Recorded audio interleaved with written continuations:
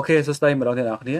អញ្ចឹងយើងចូលដល់មេរៀនមួយទៀតគឺតកតងជាមួយ hobby ដដែលគាត់ថានៅក្នុងមេរៀនហ្នឹងយើងបញ្យល់បន្ថែមរបៀបឆ្លើយផ្សេងៗទៀតអញ្ចឹងណាអញ្ចឹងយើងរើស hobby ជាច្រើនមកនិយាយហើយយើងហ្នឹងបញ្យល់បន្ថែមទៅមួយរបៀបឆ្លើយផ្សេងៗទៀតអូខេអញ្ចឹងយើងមើលយើងអាចមានសំណួរបន្ថែមឬក៏ផ្សេងពីមេរៀនមុនបន្តិចដែរតែសំណួរខ្លះវានៅដូចគ្នាទេឧទាហរណ៍សំណួរទី1ដូចគ្នាទេ What is your favorite hobby អញ្ចឹងដល់ពេលសំណួរទី2 How often do you spend on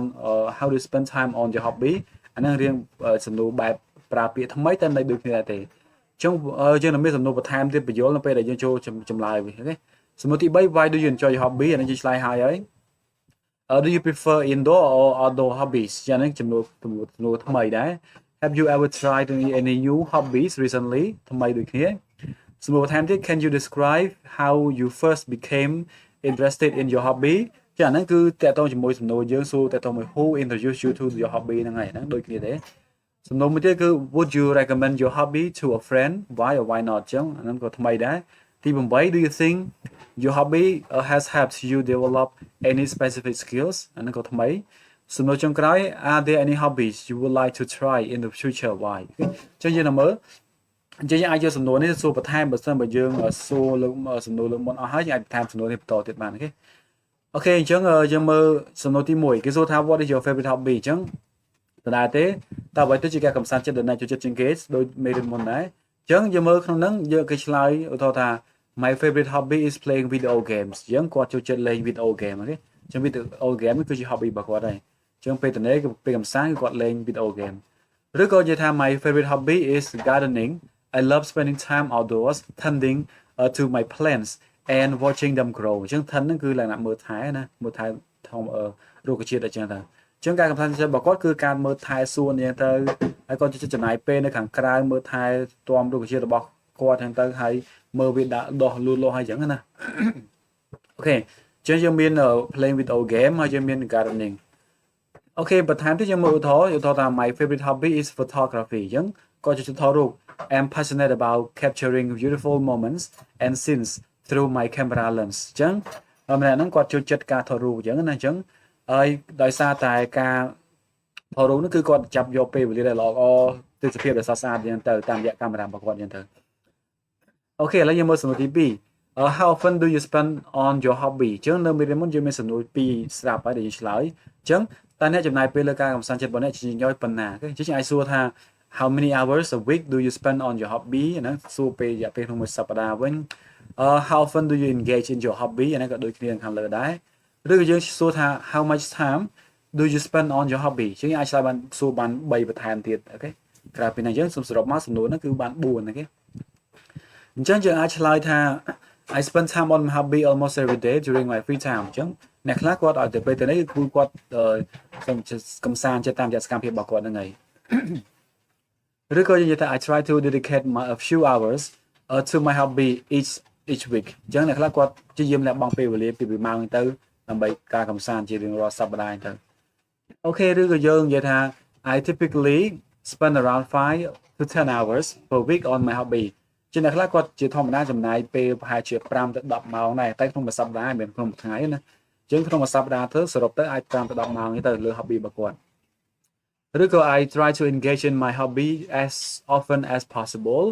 usually spending at least an hour or two on it every day ចឹងអ្នកខ្លះគាត់ព្យាយាមតាមតែអាចទៅបានអាចថា1ម៉ោងឬក៏2ម៉ោងអញ្ចឹងតែបានរៀងរាល់ថ្ងៃអូខេឥឡូវយើងមើលសំណួរទី3 Why do you enjoy your hobby ហ្នឹងអូខេហើយđâyបានយើងចូលចិត្តវាយើងមើលចំនួនគំរូចម្លើយគំរូ I enjoy my hobby because it's fun and helps me relax ចឹងអ្នកខ្លះវាសប្បាយចិត្តធ្វើយើងសប្បាយចិត្តអញ្ចឹងណាហើយវាធ្វើយើងមានអារម្មណ៍ថាធូរស្រាលឬក៏សម្រាកអញ្ចឹងឬក៏ I enjoy my hobby because it allows me to express myself and escape from daily routines ចឹងអ្នកខ្លះគាត់មានទម្លាប់ចាំថ្ងៃច្រើនផ្សេងៗទៅដែលធ្វើឲ្យគាត់ស្មុគស្មាញអញ្ចឹងគាត់អាចនិយាយបង្ហាញពីអារម្មណ៍ខ្លួនឯងទៅហើយគេចពីទម្លាប់ដែលមិនសប្បាយចិត្តឬក៏ទម្លាប់ដែលធ្វើឲ្យគាត់កាន់តែពិបាកចិត្តអញ្ចឹងអូខេយើងមើលបន្តទៀតឬក៏ for the sense of purpose skill development and connections with others ចឹងនេះគាត់ឆ្លើយកាត់យកតែម្ដងមានថាសម្រាប់គោលបំណងតើតើមកការអភិវឌ្ឍជំនាញតើតើជាមួយទំនាក់ទំនងជាមួយនឹងតែយើង hobby របស់គាត់អាចជួយឲ្យគាត់បង្កើនជំនាញទៅនឹងដែរអូខេឬក៏យើងនិយាយថា it provides relaxation យើង relaxation គឺការសម្រាកហើយ achievement creativity and community engagement ចឹងគេអាចថាតើតើមួយការសម្រាប់លំហែសមិទ្ធផលផ្សេងៗយើងកាលណាយើងធ្វើ hobby ទៅវាអាចមានអារម្មណ៍ល្អក្នុងការសម្រេចអីមួយហ្នឹងទៅហើយមានភាពច្នៃប្រឌិតចឹងអ្នកដែលសប្បាយចិត្តឡើងវិញទៅពេលដែលគិតអីមួយគឺគិតឆាប់ចេញហ្នឹងទៅហើយអាចចូលរួមក្នុងសហគមន៍ទៀតបើយើងចូលរួម hobby វាច្រើនហ្នឹងចឹងយើងមើលយើងមានរបៀបឆ្លើយផ្សេងៗគ្នាបែបហ្នឹង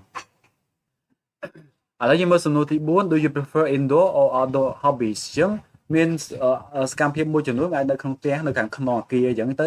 សកម្មភាពខ្លះនៅខាងក្រៅអញ្ចឹងទៅចឹងយើងមើលឧទាហរណ៍ថាថែសួនឬក៏ស្ទូចត្រីអីទៅអាហ្នឹងលក្ខណៈថានៅខាងក្រៅហើយដល់ពេលអានសៀវភៅជួនកាលអាចនៅខាងក្នុងអញ្ចឹងណាអូខេអញ្ចឹងតើយើងចិត្តធម្មតានៅខាងក្នុងអគារឬក៏នៅខាងក្រៅអីចឹងទៅអញ្ចឹងយើងអាចឆ្លើយថា I prefer indoor hobbies យើងខ្លះចិត្តសកម្មភាពដែរ hobby ដែលលេងនៅខាងក្នុងជួនកាលឧទាហរណ៍ថាសំបីតែលេងបាល់គឺយើងបាញ់ចែកតែជួនកាលអាចលេងបាល់នៅក្នុងកន្លែងដែលគេមានដំបូលមានត្រឹមត្រូវអញ្ចឹងទៅជួនកាលលេងនៅកណ្ដាលវាទៅអញ្ចឹងវាអាចវានៅក្នុង inside ឬក៏ outside Okay both but slightly leaning towards indoor hobbies ជាអ្នកខ្លះក៏ចូលចិត្តទាំងពីរក៏ប៉ុន្តែមានទំនោរទៅខាងក្រៅជាង hobby នៅខាងក្រៅវាអាចធ្វើឲ្យយើងមានអារម្មណ៍ថា relax សម្រាប់ច្រើនជាង Okay ឬក៏ I appreciate both indoor and outdoor hobbies អ្នកខ្លះគាត់ចូលចិត្តទាំងពីរតែម្ដងគាត់ចូលចិត្តទាំងក្នុងក៏បាននៅក្រៅក៏បានឲ្យតែបានធ្វើវាគឺយើងមានអារម្មណ៍ថាសប្បាយរីករាយ Okay ឬក៏ I enjoy a balance between a balance of indoor and outdoor hobbies អញ្ចឹងឆ្លើយដូចគ្នាទេគឺគាត់ចូលចិត្តទាំងពីរដែរ Okay យើងមកទី5 Have you ever tried any new hobbies recently អញ្ចឹងតែយើងធ្លាប់សាកល្បងការកម្សាន្តចិត្តអីថ្មីដែរទេអញ្ចឹងយើងមើលចម្លើយគំរូ Yes I recently have បើយើងធ្លាប់យើងឆ្លើយថា Yes I recently have ទៅបើអត់ទេ No Okay not recently ឬក៏ No I haven't Okay ឬក៏យើងនិយាយថា Yes I've tried a few new hobbies lately ជាអ្នកខ្លះក៏ព្យាយាមសាកល្បងការកម្សាន្តចិត្តថ្មីៗពី3ការពីពេលថ្មីហ្នឹងទៅ Okay ឬក៏យើងនិយាយថា Yes I've been exploring some new hobbies recently ជាអ្នកខ្លះគាត់កំពុងតែស្វែងរកកំពុងតែសាកល្បងលេធ្វើអីមួយអញ្ចឹងណាដើម្បីជាការកម្សាន្តចិត្ត Okay យើងមើលឧទាហរណ៍បន្ថែមទៀត Absolutely I've been actively seeking out and trying new hobbies lately យើងគាត់នេះកំពុងតែស្វែងរកអូខេឬក៏សាកល្បងការកម្សាន្តចិត្តថ្មីអូខេ Yeah អូខេឥឡូវយើងមើលទី6គេសួរថា Can you describe how you first became interested in your hobby ចឹងវាសេរីគ្នាទៅនឹង Who introduced you to the hobby ហ្នឹងហើយតើយើងតើវាខ្លាចជាទម្លាប់ដែលយើងឬក៏ខ្លាចជាការកម្សាន្តចិត្តរបស់យើងដោយរបៀបណាចាអាចរៀបរាប់ទៅចឹងយើងមើលក៏ចម្លើយគំរូទី1គឺថា I became interested in my hobby because a friend introduced it to me and I found it enjoyable ចឹងដំបូងមិត្តភក្តិគាត់ណែនាំមកគាត់ចឹងណាបន្ទាប់មកគាត់យល់ថាវាគួរឲ្យសប្បាយដែរចឹងគាត់ក៏ធ្វើវាជាទម្លាប់ទៅយើងវាខ្លាចជា hobby ហើយអូខេឬក៏យើងឆ្លើយថា I first became interested in my hobby when I stumbled upon it while browsing online. The idea of it intrigues me, so I decided to give it a try, and I've been hooked ever since. ចឹងមានពាក្យខ្លះយើងអាច check បានដើម្បីនិយាយយល់ចឹងយើងមើលការបកប្រែចឹងដំបូងឡើយចាប់អារម្មណ៍លើវាដែរលើការកម្សាន្តចិត្តរបស់ខ្ញុំហ្នឹងហើយនៅពេលដែលអូខេអាចថាជាពុបអីជាពុបជើងដួលវាអាចថាជាកន្លែងដែលយើងចេះជួបលើចៃដន្យយ៉ាងទៅអញ្ចឹងនៅគណៈពេលដែលយើងឆែកអ៊ីនធឺណិតអញ្ចឹងឡើយហ្នឹងយើងអាចដូរនេះទៅនៅពេលដែលយើង search លើអ៊ីនធឺណិតដោយចៃដន្យហ្នឹងទៅយើងអាចជួបវាហ្នឹងទៅអូខេ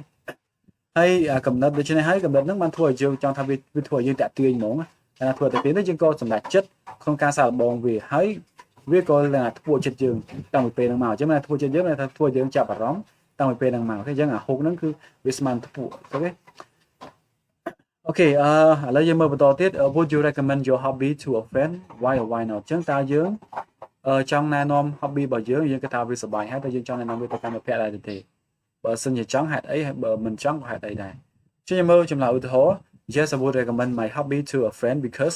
it's fun and enjoyable and it's a great way to pass the time អញ្ចឹង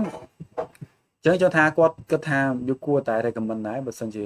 ចម្លើយហ្នឹងណាដោយសារតែវាសប្បាយហើយវាអាចព្រោះយើងរីករាយទៅហើយវាជាពេលចង់ថាវាជាមធ្យោបាយដែលល្អដើម្បីនៅក្នុងការរីករាយជាមួយពេលវេលារបស់យើងណាអូខេឬក៏យើងឆ្លើយថា Absolutely I would recommend my hobby to a friend because it's something that brings me joy and fulfillment and I think they would enjoy it too អញ្ចឹងយើងគិតថាhobby ហ្នឹងវាធ្វើឲ្យយើងបំពេញឲ្យយើងអ្វីម្យ៉ាងដែលយើងខ្វះខាតអញ្ចឹងណាហើយវាផ្ដល់នូវភាពរីករាយទៅអញ្ចឹងគិតថាកាលណាពូមិត្តភក្តិរបស់យើង ធ្វើវាគាត់ក៏សប្បាយដូចយើងដែរអញ្ចឹងណាហ្នឹងយើង recommend អូខេឥឡូវយើងមើលសំណួរទី8 Do you think your hobby has helped you develop any specific skill យើងគិតថាតើ hobby របស់យើងហ្នឹងជួយយើងអភិវឌ្ឍជំនាញច្បាស់លាស់ណាមួយទៅជាក់លាក់ណាមួយផងអត់អញ្ចឹងការនាំធ្វើ hobby តើយើងអាច